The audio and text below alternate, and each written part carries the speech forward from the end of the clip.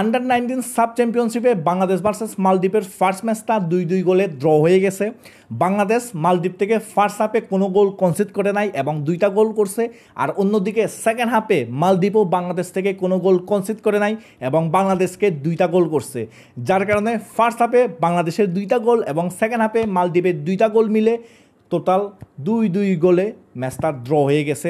কিন্তু এই ম্যাচে বাংলাদেশ আমি বলবো মালদ্বীপ থেকে একটু বেটার ছিল এবং ফার্স্ট হাফে বাংলাদেশ যেভাবে ম্যাচটাকে ডোমিনেট করতেছিল, ম্যাচটাকে কন্ট্রোলে করে ফেলছিল, যেভাবে চান্স ক্রিয়েট করতেছিল, মনে হয়েছিল বাংলাদেশ এই ম্যাচে পরিপূর্ণ 3 পয়েন্ট নেবে এবং বাংলাদেশ পারত 3 পয়েন্ট নিতে যদি বাংলাদেশ ফার্স্ট হাফে যে চান্সগুলো ক্রিয়েট করছে ওইগুলার বেশিরভাগ গোলে কনভার্ট করতে পারত। বাংলাদেশ ফার্স্ট হাফে যে গোলগুলো করছে 2টা গোল, এর থেকেও বেশি হচ্ছে চান্স ক্রিয়েট করছে, এর থেকে আরও বেশি চান্স ক্রিয়েট করছে। যদি বাংলাদেশ একটু ক্লিনিক্যাল থাকতে পারতো তাহলে ফার্স্ট হাফেই কিন্তু 3 গোলের লিড 4 গোলের লিড ইজিলি নেওয়া যাইতো।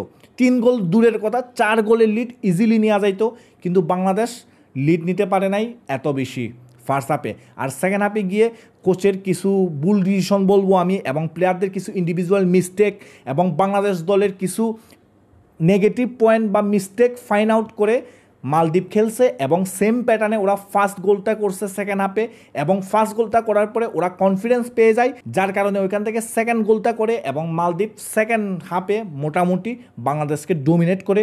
কিন্তু তারপরেও বাংলাদেশ সেকেন্ড হাফে গিয়ে মোটামুটি 50-50 চান্স কতগুলো ক্রিয়েট করছিল, কিন্তু ওইগুলো থেকেও বাংলাদেশ গোলের দেখা পায় নাই, যার কারণে কিন্তু ম্যাচটা 2-2 গোলে শেষ হয়ে যায় ড্র অবস্থায়।